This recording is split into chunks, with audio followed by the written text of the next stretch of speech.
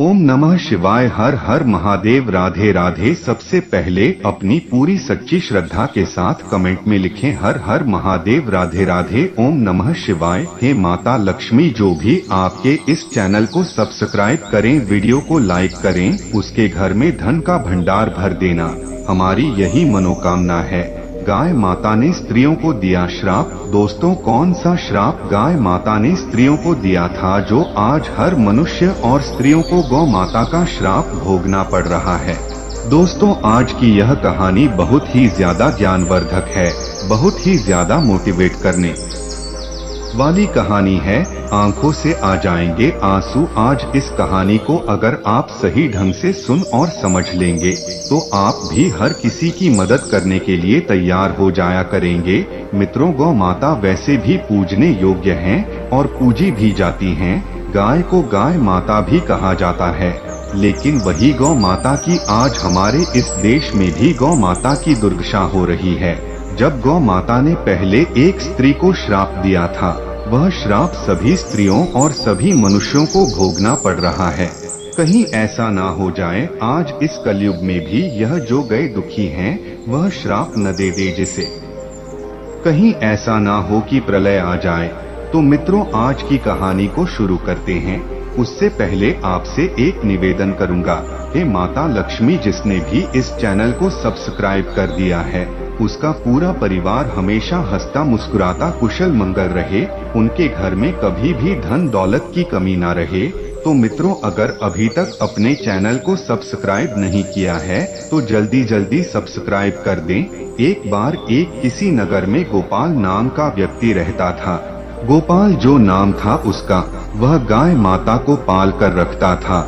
मित्रों, जब गए उसके घर पर पली हुई थी, तो गाय पालने के बाद जब वह दूध देती है तब तक उसे दूध को वह गारता निकलता रहता, उसे गाय के दूध को बचता रहता था, खुद भी उसे गाय के दूध को खाता। इसके अलावा अपने घर परिवार को भी बहुत अच्छे तरीके से खिलाता रहता। ऐसा ही कई महीना चलता रहा। गोपाल और उसके घर परिवार वाले अच्छे से गौ माता का दूध कहते रहे। एक समय ऐसा होता है, गौ माता दूध देना बंद कर देती है। जब गौ माता दूध देना बंद कर देती है तो गोपाल उसे गाय को छोड़ देता है, चारा डालना बंद कर देता है।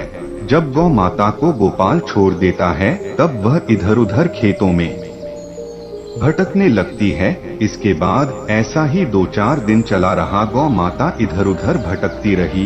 एक दिन ऐसा होता है, गौ माता एक जगह खड़ी हो जाती है और रोने लगते हैं। रोते रोते कहती है कि हे भगवान, आपने हमें गाय क्यों बनाया है? मेरे साथ इस मनुष्य ने बहुत बड़ा अन्याय किया है। यह मनुष्य ऐसा है कि जब तक मैं इसे दूध दिया तब तक तो इसने हमें अच्छा चारा दिया, भरपेट भोजन कराया, पानी भी पिलाया और मेरी सेवा भी किया। लेकिन जैसे ही मैं दूध देना बंद कर दिया तो इसका मतलब ही निकल गया, तो इसने मुझे छोड़ दिया। सर्दियों में डर डर की ठोकर खाती हूँ और गर्मियों में भूखी प्यासी मरती रहती हूँ। आप भगवान, आप ही बताओ मैं कहाँ जाऊँ, क्या करूँ? गाय की यह पीड़ा देख प्रकृति भी रोने लगती है। गाय जोर जोर से भगवान को याद करती और रोती रहती है। मित्रों, गाय माता के साथ साथ ईश्वर भी रोने लगते हैं। मित्रों, गौ माता रोती बिलखती इधर उधर भटक रही थी। इधर उधर भटकते भटकते जो भी जंगलों में घास मिलती है उसे खा लेती है। अब ऐसे में कुछ समय बीता। एक दिन जब वह गाय गर्भवती हो जाती है, जब गाय के गर्भवती होने के 2-4 महीने हो जाते हैं तो उसके बाद घूमते घूमते गाय माता किसी नगर के पास पहुंच गई। जब गाय माता उसे नगर के पास पहुंच गई तो गाय माता को एक मीना नाम की औरत ने देख लिया और उसके अंदर लालच आ गई। लालच यह आई कि मैं इस गाय को पकड़ लूं, क्योंकि यह गए कुछ ही दिनों में बच्चा देने वाली है और बच्चा देने के बाद यह ढेर सारा दूध भी देगी और इसी दूध को बेचकर मैं धनवान बन जाऊंगी, ढेर सारा धन कम आऊंगी और इसी दूध से मैं अपने घर परिवार का पालन पोषण भी करूंगी। इस गौ माता से मुझे ढेर सारा धन मिलेगा। इतना सोचते सोचते वह वापस अपने घर को गई और अपने पति को बुलाने के लिए चली गई। जब वह मीना नाम की औरत अपने पति को बुलाने गई और वहां से वापस आई तो उसने देखा कि गाय वहां से गायब हो गई थी। दोस्तों, जब गाय माता वहां से जंगल में पहुंच गई, जब उसका बच्चा देने का समय पूरा हुआ, तब गाय माता ने एक बच्चे का जन्म दिया। उसने उसे बच्चे का जन्म एक छोटे से वृक्ष के नीचे दिया। लेकिन जो मीना नाम की औरत थी, वह वही इस वृक्ष के पास खेतों में घास काटने गई थी। लेकिन उसे वृक्ष के नीचे गए को देखकर वह उसके करीब आ गई। इस समय गाय माता मीना नाम की औरत से गुजारिश करती है। गाय माता कहती है कि है स्त्री, आप मेरी एक सहायता कर दो।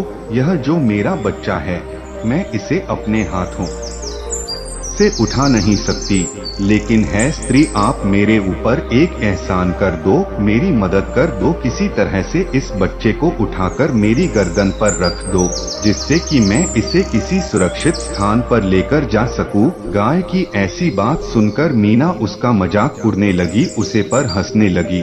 हंसने के बाद यह कहा, देखो मैं तुम्हारी मदद भला क्यों करूं? यह तुम्हारा बच्चा कितना गंदा है जो तुमने अभी इस बच्चे को जन्म दिया है। इस बच्चे के ऊपर बहुत सारी गंदगी है।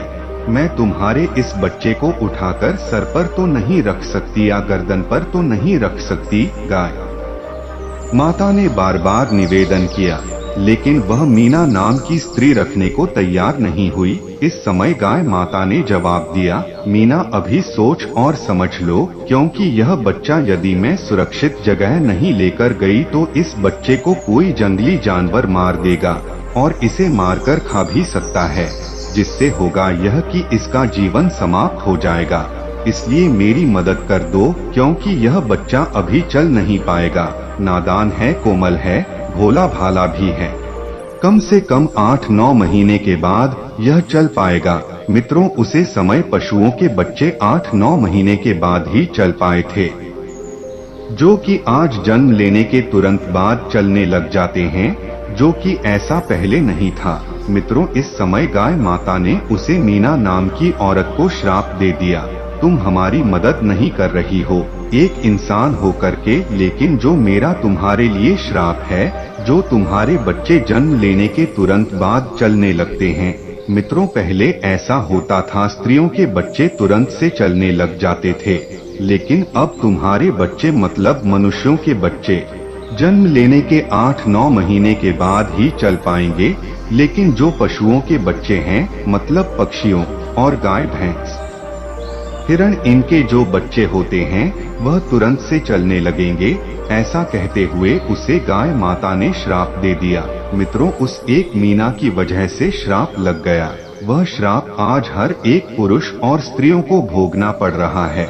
मित्रों, कई लोग गाय माता को मामूली समझते हैं, जबकि गाय माता के अंदर समस्त 33 कोट देवी देवताओं का वास होता है।